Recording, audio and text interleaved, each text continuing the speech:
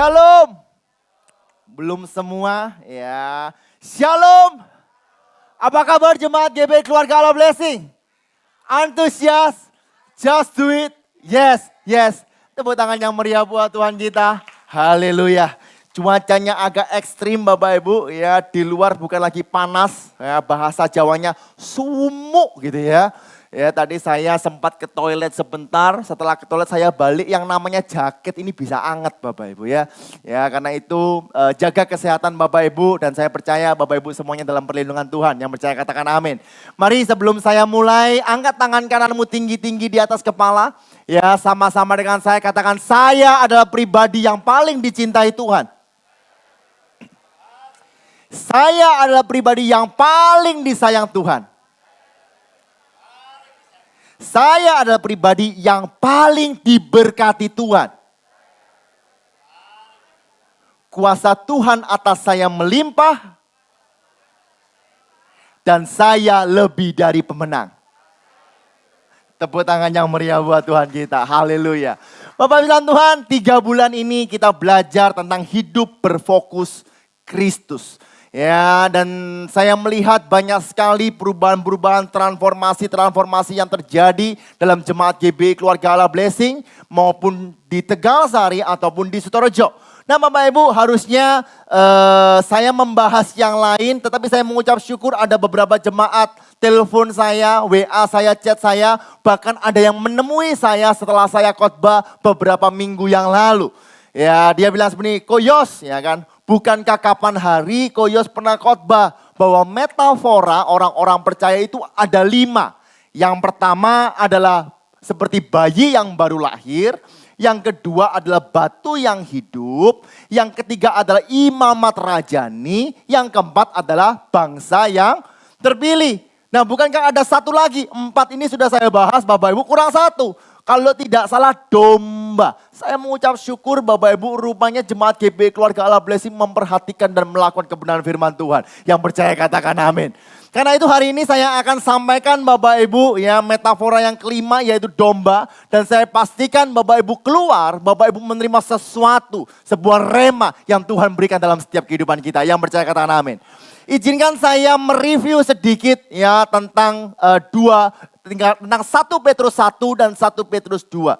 Saya katakan hal terpenting supaya setiap kita dapat berfokus Kristus. Apa Bapak Ibu? Sadar. Kalau nggak sadar Bapak Ibu bagaimana kita bisa fokus? Saya kasih gambar di sebelah kiri itu ada mata yang terbuka. Karena kalau merem nggak mungkin bisa fokus. Betul atau tidak? Ya, karena itu kita perlu sadar dulu. Nah, sadar akan apa? Sadar akan siapa diri kita sebelum dan sesudah Kristus. Sadar akan siapa Kristus. Kristus adalah juru selamat, seorang pengantara, anak Allah. Ia yang datang ke dalam dunia untuk menebus dosa kita. Nanti Bapak Ibu tanggal 7 April kita memperingati apa? Jumat Agung, di mana kita memperingati bagaimana darahnya dan tubuhnya diberikan untuk menebus dosa kita. Tepuk tangan yang meriah buat Tuhan kita. Ya, lalu yang ketiga kita belajar sadar akan pentingnya firman. Firman bukan berisi perkataan Tuhan. Firman bukan tulisan manusia. Firman bukan dongeng. Tapi firman atau Alkitab adalah perkataan Tuhan. Yang percaya katakan amin. Lalu kita belajar tentang metafora orang percaya ada 4. Yang pertama jadilah seperti bayi yang baru lahir. Yang hanya menginginkan apa? Air susu yang murni atau susu firman. Susu itu luar biasa Bapak Ibu. Kalau kita punya anak ya kita hanya kasih ASI. Ya, hanya susu bisa tumbuh besar ya kan. Matanya udah bisa melihat, pikirannya udah mulai develop tanpa capcay dan juga babi kecap sudah bisa bertumbuh, betul ya? Ya. Lalu yang kedua Bapak Ibu batu hidup. Batu hidup apa? Supaya kita dipanggil untuk memberkati orang lain. Tidak hanya itu Bapak Ibu. Bapak Ibu dan saya adalah imamat rajani. Setiap kita diberi kuasa menjadi anak Allah. Yang percaya katakan amin. Nah yang keempat Bapak Ibu adalah bangsa yang terpilih. Loh Pak, Saya kok bangsa terpilih, saya kan gak bisa apa-apa. Demikian juga Israel. Israel menjadi umat pilihan Allah bukan karena Israel hebat. Bukan karena Israel taat. Tetapi Tuhanlah yang memilih. Sama seperti Yohanes yang mengatakan, bukan kamu yang memilih aku. Tapi apa? Aku yang memilih kamu. Nah, siapkan catatan Bapak Ibu, saya akan masuk dalam kebenaran firman Tuhan. Dalam 1 Petrus 2 ayat 21 sampai 25. Handphone boleh dibuka untuk mencatat.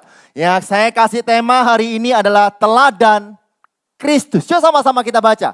2, 3. Teladan Kristus. Sekali lagi, 2, 3. Teladan Kristus. Bapak Ibu kasih dalam Tuhan, sering kalau kita pergi ke adijasa atau kita sedang berada di kedukaan, ingin menguburkan seseorang, orang yang sudah senior. Ya, kita biasanya hamba Tuhan akan berkata seperti ini. Yuk kita pelajari teladan dari orang tua ini, betul ya? Tapi Bapak Ibu perhatikan baik-baik, manusia tetaplah manusia. Pasti ada hal negatif, ada hal positif. Yang percaya katakan amin. Meskipun orang itu adalah hamba Tuhan, pendeta, tetap aja tidak sempurna. Kita boleh meneladani yang positif, tetapi jangan sampai kita meneladani hal yang negatif. Tapi berbeda dengan Kristus, Bapak Ibu dalam Tuhan. Karena Kristus adalah teladan yang sempurna. Yang setuju katakan amin. Kalau kita mau menjadi serupa dengan dia, otomatis kita harus meneladani dia. Di saat kita meneladani dia, percayalah Bapak Ibu, penyertaan dan perlindungan Tuhan selalu ada kepada orang-orang yang selalu mengandalkan Tuhan. Yang percaya beri tepuk tangan yang meriah buat Tuhan kita. Yuk hari ini sama-sama kita belajar 1 Petrus 2 ayat 21 sampai dengan 25. Yuk sama-sama kita baca. 2, 3. Sebab untuk itulah kamu dipanggil. Nah dipanggil untuk apa? Nah pertanyaannya seperti ini. Dipanggil untuk apa? Engkau dipanggil menjadi anak-anak Allah. Betul? Betul. Engkau dipanggil menjadi imamat rajani. Betul? Betul. Engkau dipanggil untuk menjadi umat kepunyaannya. Betul? Betul Bapak Ibu. Tapi bagaimana dengan teks 1 Petrus 2 ayat 21 ini? Engkau dipanggil untuk apa? Kita lihat atasnya Bapak Ibu. Ayat 19. Dikatakan seperti ini. Sebab adalah kasih karunia. Jika seorang karena sadar akan kehendak Allah. Apa?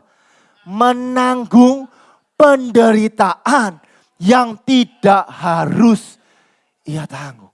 Rupanya Bapak Ibu kita dipanggil untuk kuat menghadapi segala penderitaan yang terjadi di dalam dunia ini. Halo. Karena itu saya nggak janjian dengan Pak Stefanus Suwarno gitu ya. Yang kemarin hari Jumat khotbah mengenai masalah-masalah. Saya mau beritahu Bapak Ibu masalah datang itu nggak janjian. Ya, masalah datang itu tiba-tiba atau bahasa Jawanya apa? Ujuk-ujuk. Nah, ya kan? Ya kalau Pak Gem yang bilang ujuk-ujuk lebih mendalami Bapak Ibu ya. Ujuk-ujuk tiba-tiba, nggak usah dipanggil, nggak usah dicari, pasti ada. Setuju? Ya, Bapak Ibu karena itu Bapak Ibu, yuk hari ini kita dipanggil meskipun itu tiba-tiba, tapi biarlah kita tetap kuat di dalam Dia. Karena itu saya katakan bahwa setiap kita dipanggil untuk kuat menghadapi pencobaan-pencobaan yang tiba-tiba. Sebab pencobaan yang kita lewati akan membuat iman kita bertumbuh. Tepuk tangan yang meriah buat Tuhan kita. Ya, Bapak Ibu, saya sharing curhat sedikit Bapak Ibu ya. Kemarin Bapak Ibu saya pergi diajak pertemuan di FKUB. Tiba-tiba itu saya itu meler. Do you understand meler? Ya, flu gitu Bapak Ibu. Pilek terus Bapak Ibu. Ya, siang saya udah lemes gitu ya. Ya, makan sama papa saya. Biasanya makan malam saya jaga-jaga. Pada saat itu tidak Bapak Ibu. Saya habiskan semua yang ada di meja makan. Ya, kenapa badannya nggak fit?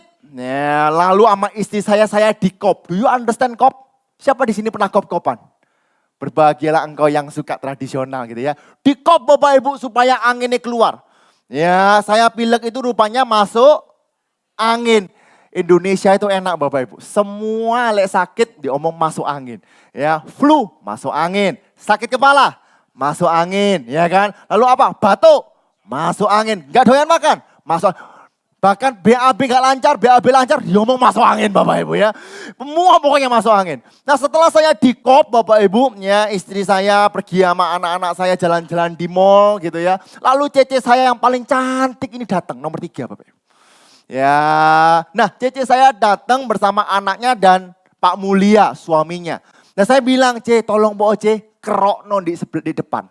Jadi di depan ini habis belakang di kop, di depan dikeroi Bapak Ibu. Nah setelah dikeroi, cece saya bilang, belakangnya juga tanyo, sungkan aku Bapak Ibu. Lah mau pacaran ambil pendeta kan gak enak saya. Ya kan, wes kamu weekend aja dulu. Saya tidur dari jam 7. Ya, karena itu Randy kemarin sempat WA saya, nggak saya baca Bapak Ibu, lah saya udah tepar Bapak Ibu ya. Nah, lalu bangun Bapak Ibu, saya jam 3 bangun lagi minta obat sama istri saya minum Bapak Ibu masih meler. Ya kan, saya itu bingung. Lah kalau saya khotbah gini, haleluya, meler. Lah ya gak lucu Bapak Ibu ya. Ya kan. Nah, lalu Bapak Ibu pagi-pagi saya bangun, ya saya mandi, saya minta sama mama, mah kerokno sekalian mandi belakang. Belakang dikerok Bapak Ibu, sudah tidak ada celah Bapak Ibu. Ya, ponaan saya tadi Jonathan ngelihat saya, "Loh, Uncle, kayak Wakanda Forever, Uncle." Ya kan, kayak Black Panther gitu ya Bapak Ibu ya, karena rata. Nah saya baru sadar tadi pagi, rupanya saya sedang membahas mengenai pencobaan Bapak Ibu. Nah ini pencobaan buat saya Bapak Ibu. Ya antara saya mau mundur, saya bisa bilang, "Pak, ayolah Pak, apa aja." Ya kan, tetapi saya percaya bahwa pencobaan yang akan saya lewati ini akan membuat iman saya bertumbuh. Yang percaya beri tepuk tangan yang meriah buat Tuhan kita. Karena itu apapun yang engkau hadapi, tetap kuat di dalam Dia, sebab Dialah yang memberikan kekuatan. Joel Osteen berkata seperti ini, "You were created to overcome every obstacle, to rise above every challenge, not just survive, to thrive." Apa artinya? Engkau diciptakan bukan hanya untuk menang, tapi untuk melampaui, overcome every obstacle, setiap rintangan. Untuk bangkit dari setiap tantangan. Bukan cuma supaya selamat. Bukan Bapak Ibu. Tapi to thrive, untuk berkembang, untuk maju, dan untuk berhasil. Yo Bapak Ibu, inilah panggilan Bapak Ibu dan saya di saat engkau menghadapi masalah. Jangan sampai kita menghadapi masalah, wes Tuhan pokoknya utangku lunas yang penting iso mangan aja Tuhan. Jangan Bapak Ibu, engkau dipanggil untuk maju. Engkau dipanggil untuk berhasil dan engkau dipanggil untuk berkembang. Biarlah kemuliaan Tuhan ditinggikan. Yang percaya katakan amin. Lalu Bapak Ibu Joel Osteen melanjutkan, "The bigger your obstacle is the bigger your future." Semakin besar masalahmu, semakin besar masa depan yang Tuhan sudah sediakan. Don't get discouraged, jangan putus asa, jangan kecewa, jangan patah semangat. Keep moving forward, tetap maju dan just do it. Tepuk tangan dong yang meriah buat Tuhan kita. Katakan haleluya. Jadi Bapak Ibu, kalau Bapak Ibu memiliki masalah yang besar sehingga Bapak Ibu suntuk, tenang. Ada masa depan yang jauh lebih besar. Yang percaya katakan amin. Ya, saya tiba-tiba ingat tadi siang juga keluar Bapak Ibu, papa saya pernah bilang seperti ini. Kalau engkau menghadapi sesuatu yang besar, jangan engkau takut, sebab pencobaan-pencobaan yang kamu alami ialah pencobaan biasa yang tidak akan melampaui kekuatan manusia. Saya mau tanya, siapa di sini pernah jatuh? Glosor, nyungsep. Podo Bapak Ibu ya. Ya jatuh dari sepeda motor ya kan, pernah ya, atau geblak. Enak ya bahasa Jawa itu akeh ya, jatuh aja banyak tafsirannya ya kan. Nah Bapak Ibu, ya kalau kita jatuh yang sakit, yang pernah merasakan sakit sekali siapa? Tiba-tiba luka semua dan sebagainya. Nah Bapak Ibu, Tuhan menciptakan begitu indah. Kalau engkau sudah gak kuat, engkau pasti pingsan. Betul ya? Tapi kalau kuat, engkau tetap bisa bertahan. Artinya apa? Tenang. Apapun yang terjadi, kalau Bapak Ibu masih hidup di tempat ini dapat bernafas, percayalah Tuhan yang memberi kekuatan. Lalu apa Bapak Ibu? 1 Petrus 2:21 saya lanjutkan Bapak Ibu ya. Sebab untuk itulah kamu dipanggil. Karena Kristus pun telah menderita untuk kamu. Dan telah meninggalkan, perhatikan ya, teladan bagimu supaya kamu mengikuti jejaknya. Bapak Ibu, pertanyaan saya sederhana. Di saat kita ingin meneladani Kristus dan kita ingin mengikuti jejaknya, kira-kira Bapak Ibu berjalan di belakang atau di depan? Yang benar. Bukankah kadang lebih enak di depan? Halo, tentu di belakang. Kenapa? Kalau kita di belakang, kita bisa tahu itu jejaknya siapa, betul? Kita bisa mencontoh apa yang Kristus lakukan. Tapi Bapak Ibu nanti saya jelaskan, rupanya manusia suka berjalan di depan Kristus daripada di belakang Kristus. Nah, untuk meneguhkan ini, P.H.R. Van Houweling, yaitu seorang teolog yang menulis buku tafsiran dari berbagai macam, dia berkata seperti ini. Mengikuti jejak Kristus dan menjadikan Kristus sebagai teladan, artinya tidak berjalan mendahului Kristus.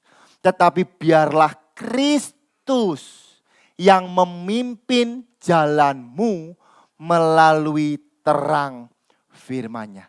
Bukankah firman-Mu adalah pelita bagi kakiku dan terang bagi jalanku.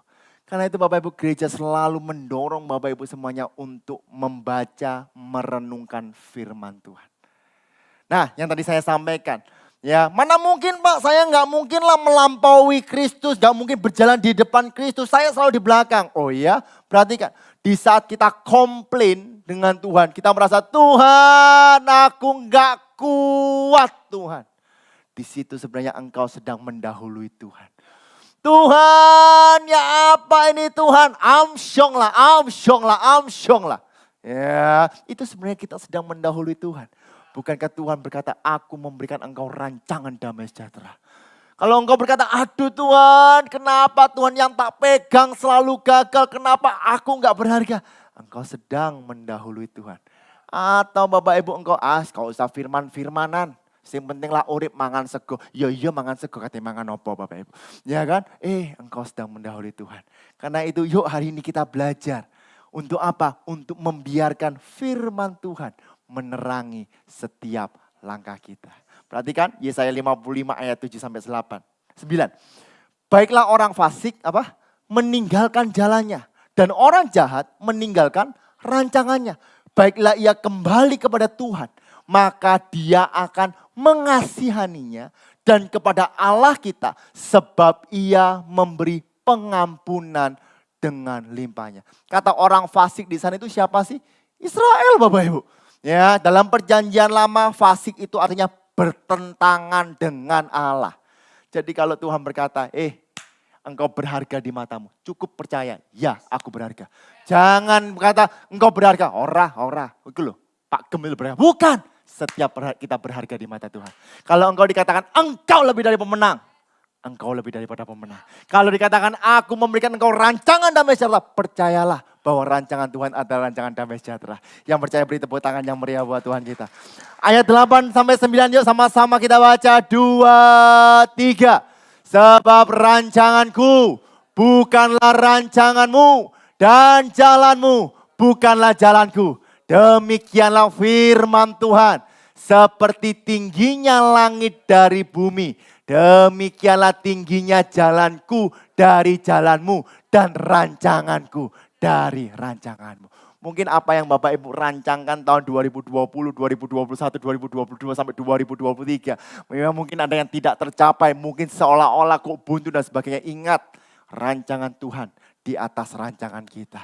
Mungkin Bapak Ibu memplanning segala macam. Bapak Ibu ingin kerja ini, bisnis ini, tenang. Jalan Tuhan di atas jalan kita. Cukup percaya kepada Tuhan, serahkan kepada Tuhan. Dialah teladan untuk kehidupan kita. Yang percaya katakan amin. Saya akan masuk dalam kebenaran firman Tuhan. Poin pertama Bapak Ibu, apa yang dapat kita pelajari dari teladan Kristus di saat menghadapi cobaan? Yang pertama, di tengah menghadapi persoalan, Kristus tetap berpegang kepada integritas bahwa ia adalah anak Allah. Kalau kita mengatakan bahwa Kristus adalah teladan kita dan Kristus tetap berpegang kepada integritas, demikianlah juga kita. Seharusnya kita pun berpegang kepada integritas bahwa setiap kita adalah anak Allah. Yang setuju katakan amin. Perhatikan 1 Petrus 2 ayat 22. Ia tidak berbuat dosa di tengah masalah yang terjadi, di tengah persoalan yang terjadi dikatakan ia tidak berbuat dosa dan tipu tidak ada dalam mulutnya. Bapak Ibu, ini terkesan sederhana tapi sangat penting Bapak Ibu. Karena terkadang di saat kita menghadapi masalah justru paling gampang dan paling enak kita berbuat dosa, betul atau betul? Ya, kita berusaha untuk mencari cara untuk apa? Untuk yang penting saya ini selamat gitu loh. Ya, tetapi Tuhan tidak, ia tidak berbuat dosa, bahkan dalam mulutnya tidak keluar yang namanya tipu Bapak Ibu. Nah, kenapa Petrus menulis ini Bapak Ibu? Karena Petrus pun jatuh pada saat dia menghadapi masalah. Pada saat Yesus ditangkap Bapak Ibu, ya ada orang mengatakan, bukankah kamu pengikutnya dia? Jawabnya apa? Enggak. Bukan kamu bagian dari dia? Enggak. Sampai ayam berkokok, kukuriuk. Baru ia sadar, oh iya. Justru di tengah kekhawatirannya dia, di tengah ketakutannya, di tengah permasalahannya, dia justru menyangkal Yesus. Bapak Ibu dalam Tuhan, jadi apa yang dituliskan di sini bukan sekonyong-konyong hanya sebuah tulisan, tapi Petrus pernah jatuh. Saya berdoa jemaat GBI Keluarga Allah Blessing, meskipun ada tantangan yang menghadang, engkau tetap memegang integritas bahwa setiap kita adalah anak Allah. Tepuk tangan yang meriah buat Tuhan gitu. Ada 3 Bapak Ibu, yang pertama integritas dalam berpikir, yang kedua integritas dalam berbicara, yang ketiga adalah integritas dalam berperilaku. Yuk sama-sama kita baca, 2, 3. Integritas dalam berpikir, integritas dalam berbicara, dan integritas dalam berperilaku. Ingat Bapak Ibu bahwa segala sesuatu yang kita lakukan dimulai dari pikiran. Karena itu integritas dalam berpikir, Kolose 3 ayat 2 mengatakan, pikirkanlah perkara yang di atas, bukan yang di bumi. Secara sederhana pikirkanlah hal-hal yang kristosentris, bukan yang egosentris. Apapun yang kita lakukan, pikirkanlah untuk kemuliaan nama Tuhan, bukan untuk diri kita sendiri. Bapak bilang Tuhan, kenapa yang namanya Petrus jatuh di dalam dosa? Sederhana, karena ia ketakutan dalam kehidupannya. Karena itu kalau Bapak Ibu mengalami emosi, Bapak Ibu mengalami ketakutan, kekecewaan, satu hal hari ini saya memberitahu, jangan membuat keputusan. Karena biasanya keputusannya tidak baik atau salah.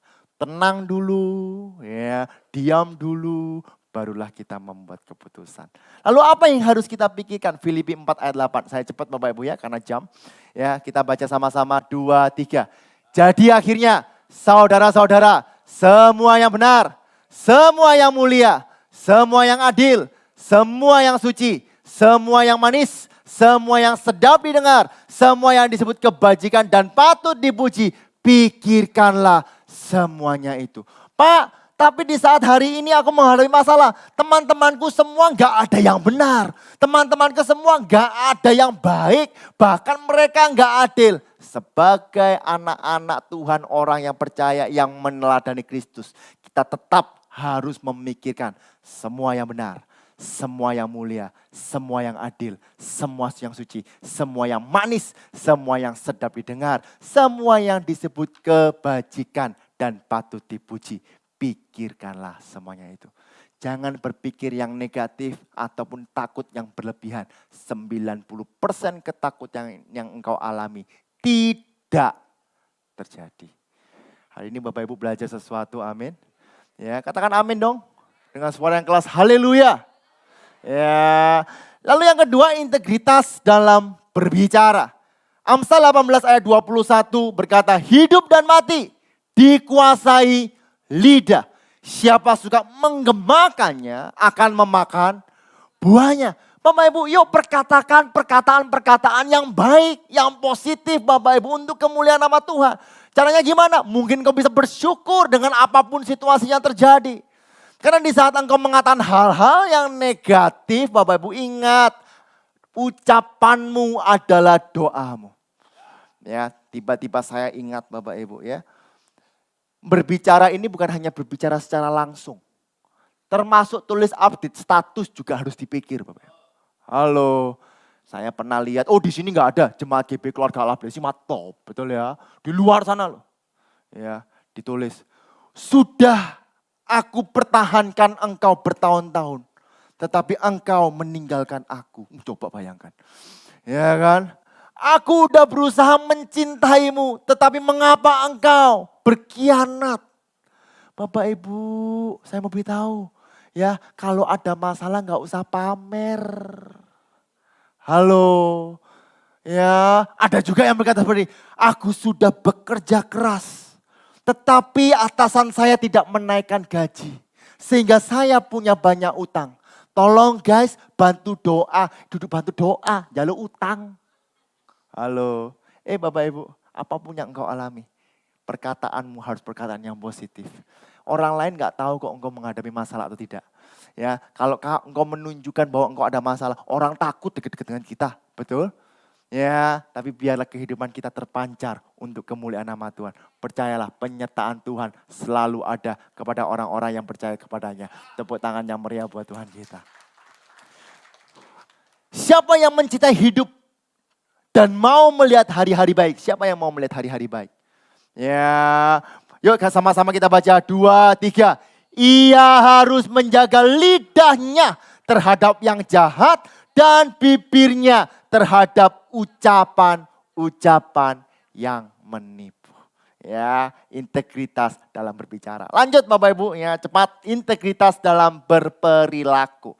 Kolose 3 ayat 23 berkata seperti ini. Apapun juga yang kamu perbuat, perbuatlah dengan segenap hatimu. Seperti untuk Tuhan dan bukan untuk manusia. Ada salah satu pemuda di tempat ini kemarin sempat ngobrol-ngobrol sama saya. Dia kerja di salah satu hotel di mana ya? JW Marriott. Ya, di restoran gitu ya. Kita ngobrol setia di sini setiap pagi selalu datang gitu ya. Lalu dia bilang, aduh kok kerjaan di hotel itu soro. Ya kan? Tapi kok jujur, ya namanya kerja ya soro. Bayangno kok aku ini posisi wis atasan kok. Atasanku lagi neken aku. Bawahanku neken aku juga. Kanan kiri neken aku. Gepeng aku kok. Ya kan? Terus apa yang kamu lakukan? Ya udah, aku nggak peduli. Pokoknya apa yang aku lakukan, aku cuma berpikiran satu, ini buat Tuhan, ini buat Tuhan, ini buat Tuhan, dan ini buat Tuhan. Terus gimana? Ya enggak ada masalah. Buktinya sekarang apa yang aku pegang justru tambah rame, malah aku bisa buka usaha baru. Bapak Ibu, satu hal. Kalau engkau percaya kepada Tuhan, engkau jaga integritasmu dalam berperilaku, tetap percaya, tetap jadi terang dan garam. Tuhan tidak akan mempermalukan kita. Bahkan Tuhan akan mempromosikan kita. Yang percaya katakan yes. Yang percaya katakan haleluya. Sekali lagi beri sorak-sorai katakan wuuu. Yang kedua, Bapak Ibu masih bersama-sama dengan saya.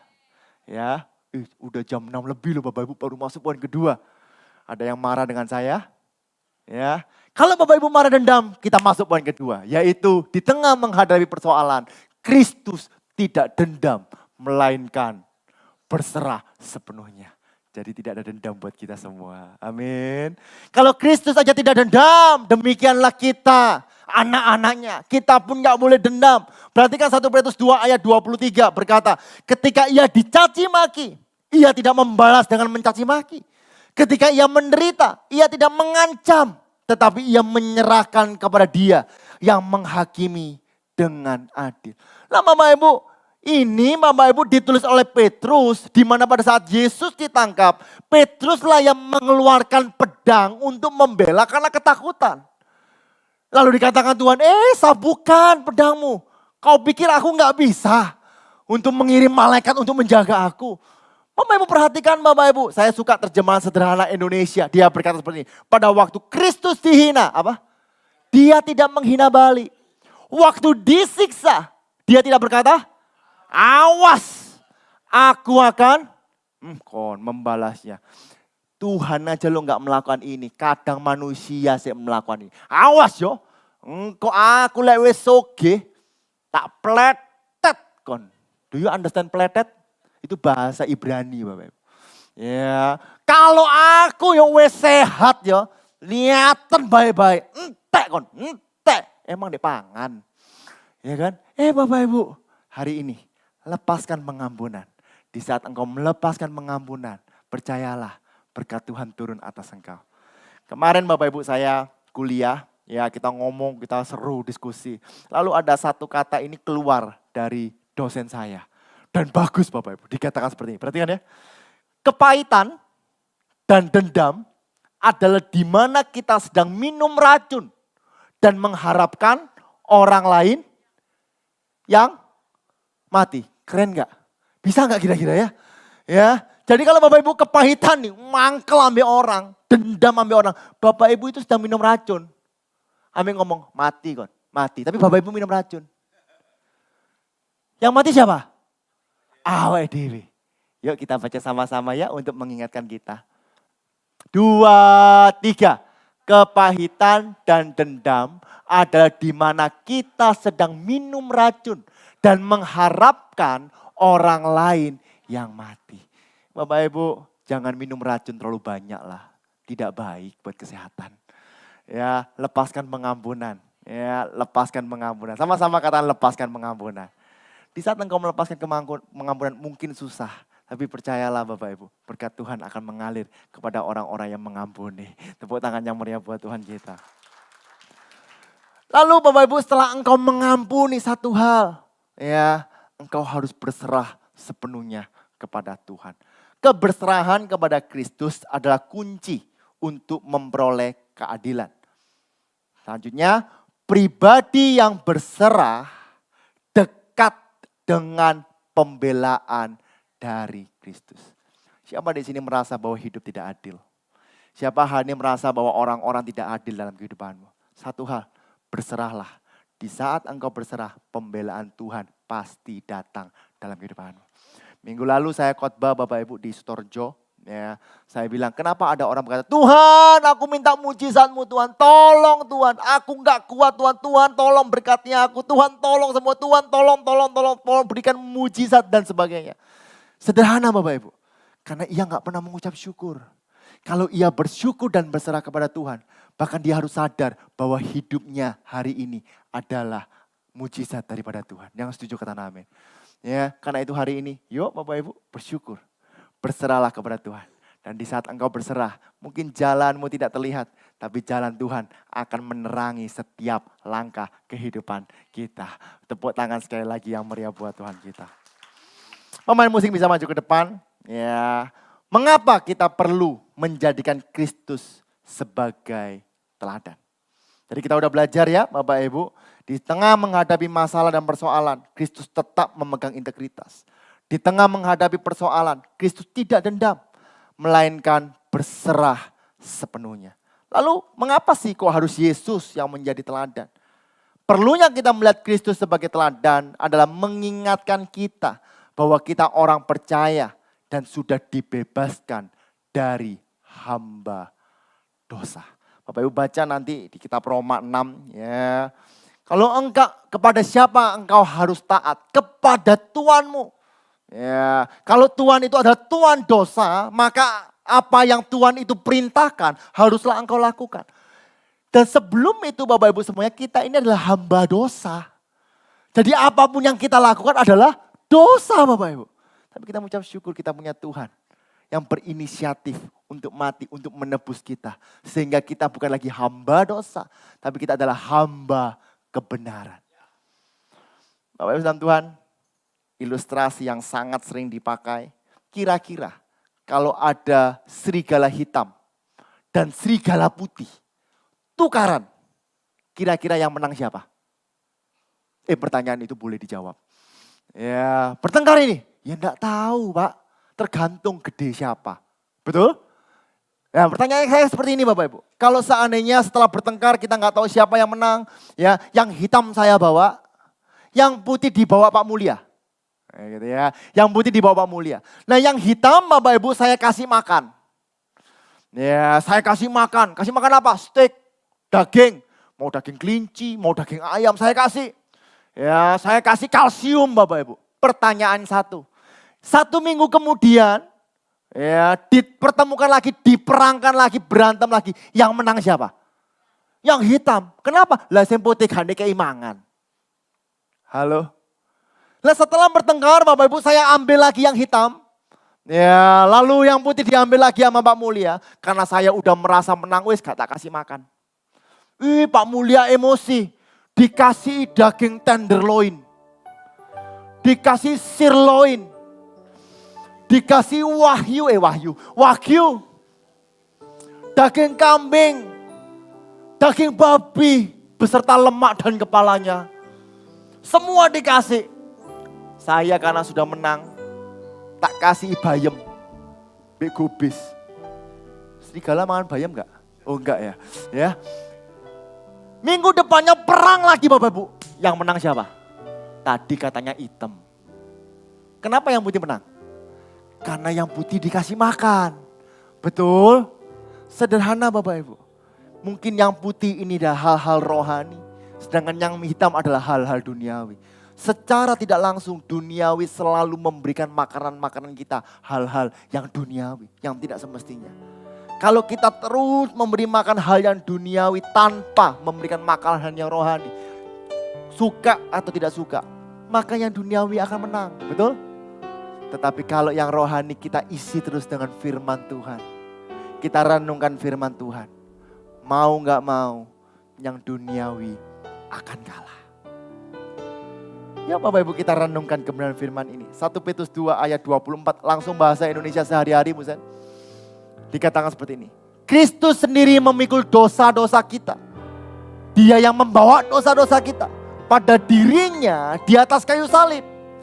Supaya kita bebas dari kekuasaan dosa dan hidup menurut kemauan Allah. Dan luka-luka Kristuslah yang menyembuhkan setiap kita semua. Yang percaya katakan amin. Lalu yang kedua Bapak Ibu perlunya kita melihat Kristus sebagai teladan. Mengingatkan kita bahwa kita memiliki gembala yang selalu melindungi domba-dombanya. Yang setuju katakan amin. 1 Petrus 2 ayat 25 inilah metafora terakhir tentang domba. Sebab dahulu kamu sesat seperti domba. Tetapi sekarang hari ini kamu telah kembali kepada gembala dan pemelihara jiwamu. Domba itu gak memiliki kekuatan apa-apa Bapak Ibu. Domba itu lemah. Bahkan Bapak Ibu jarak pandangnya domba, matanya tidak bisa melihat jauh Bapak Ibu. Domba gak bisa apa-apa. Bahkan dia tidak bisa membedakan di mana padang rumput, di mana makanan rumput, atau plastik dan sebagainya. Karena itu perlu adanya gembala. Untuk apa? Untuk melindungi. Hari ini kita mengucap syukur. Kita punya gembala yang agung. Yang selalu melindungi setiap kita semua. Yang percaya kata amin. Terakhir Bapak Ibu, saya kasih ilustrasi sederhana. Di dalam gembala Bapak Ibu ada dua benda yang sangat penting. Yang pertama adalah gada. Yang kedua adalah tongkat. Gada untuk apa? Untuk memukul. Gada untuk apa? Untuk apa ya? Mengkoreksi gitu ya. Untuk apa? Untuk membenarkan Bapak Ibu. Terkadang masalah terjadi untuk kehidupan kita. Supaya kita tambah pintar. Supaya kita tambah bijaksana. Tapi ada yang kedua yaitu tongkat. Tongkat untuk apa? Untuk mengarahkan. Supaya domba-domba itu tidak tersesat. Saya ada ilustrasi Bapak Ibu. Saya punya anjing lucu Bapak Ibu. Namanya Bobon. Ya toy poodle Bapak Ibu. Ya krewul coklat Bapak Ibu. Pertama kali Bapak Ibu datang, nakalnya Tuhan. Ya karena cowok Bapak Ibu ya, karena jantan. Ya di sana pipis, buang air kecil. Wah di mana-mana buang air kecil nggak tahu tempat. Bahkan kasurnya Ivon itu pernah dibuang air besar Bapak Ibu. Di atas Bapak Ibu. Waduh dimarahi. Apa yang harus dilakukan? Istri saya diambil yang namanya Bobon. Ditarik Bapak Ibu, dicium, dipukul, tok, pok, gak boleh ini bet. Kok pinter ya namanya, anjing kok kata-kata bet itu loh. Bet gak boleh, gak boleh. Berkali-kali kalau pipis sembarangan dimarahi Bapak Ibu. Apa yang terjadi Bapak Ibu? Akhir-akhir ini kalau mau buang air kecil dan mau buang air besar, selalu di mat Bapak Ibu. Kita siapkan mat gitu Bapak Ibu ya. Dia langsung pipis sama pup di situ. Sehingga Bapak Ibu istri saya nggak perlu repot-repot, tinggal diambil dibuang. Anjingnya lu nurut. Halo. Lalu Bapak Ibu kalau saya datang gitu ya, karena saya sering mainan ngajak dia makan. Kalau saya datang itu dia selalu jenggung-jenggung Bapak Ibu. Kadang saya lagi santai, tangan saya itu digarui. Wih ayo wih. Saya bawa snack, bawa makanan gitu ya. Pertama kali saya bawa makanan, namanya anjing. Saya langsung giras, cakar-cakaran pokoknya, brutal Bapak Ibu. Tidak bisa dikendalikan. Lalu diajari pelan-pelan, sit. Do you understand sit? Longgo. Duduk, sit. Tahu nggak Bapak Ibu? Akhirnya ngerti loh, dia duduk. Seneng Bapak Ibu. Kalau duduk tak kasih makan. Setelah duduk, saya latih lagi. Lay down. Apa? Turu. Bisa Bapak Ibu lay down. Setelah lay down tak suruh roll. Apa roll? Muter. Ya kan? Karena kalau anjing namanya kan toy poodle kan dari Amerika. Mosok lungguh, turu, muter. Lah kan gak enak Bapak Ibu. Ya, apa ya. Sit. Lay down. Roll. Bisa muter Bapak Ibu. Seneng saya Bapak Ibu. Pinter anjingku rek. Lalu singkat cerita ke depan lagi Bapak Ibu. Saya suruh untuk spin. Dia sambil lompat, sambil muter Bapak Ibu. Kayak Michael Jordan gitu Bapak Ibu ya.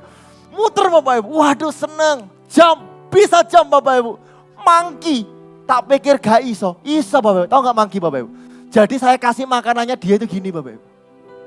Lucu Bapak Ibu.